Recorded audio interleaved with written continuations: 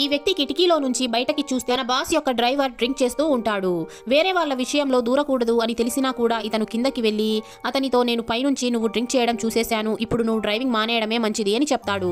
దాంతో ఆ డ్రైవర్ తన ఉద్యోగాన్ని వదులుకోవడం ఇష్టం లేక తన బాస్ రాగానే కార్ డోర్ ని తీసి ఆమెను కూర్చోపెడతాడు.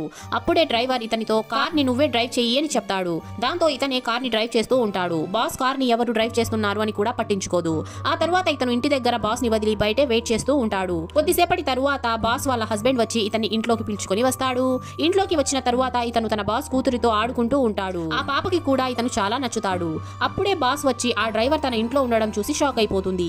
కానీ అతన్ని ఏమీ అనదు. ఆ తర్వాత ఆమె కారులో వెళుతూ ఈ డ్రైవర్ ని తన పోస్ట్ నుంచి తీసేయాలి అని చెప్పి ఒక ఈమెయిల్ ని పంపిస్తుంది. ఎందుకంటే ఈ డ్రైవర్ తన లిమిట్స్ ని క్రాస్ చేస్తున్నాడు అని ఆమె అనుకుంటుంది. ఆఫీస్ లో చాలా రాత్రి అయిపోయినా కూడా ఈమె తన వర్క్ చేస్తూనే ఉంటుంది. అప్పుడే ఆ డ్రైవర్ ఎంతసేపైనా తన కోసం బయట వెయిట్ చేస్తూనే ఉండడం చూసి ఈమె షాక్ అయిపోతుంది. దాంతో ఈమె తన మనసు మార్చుకుని అతన్ని జాబ్ లో నుంచి తీసేయాలన్న ఈమెయిల్ ని డిలీట్ చేసేస్తుంది. ఇలాంటి వీడియోస్ కోసం లైక్ చేసి ఛానల్ ని సబ్స్క్రైబ్ చేసుకోండి.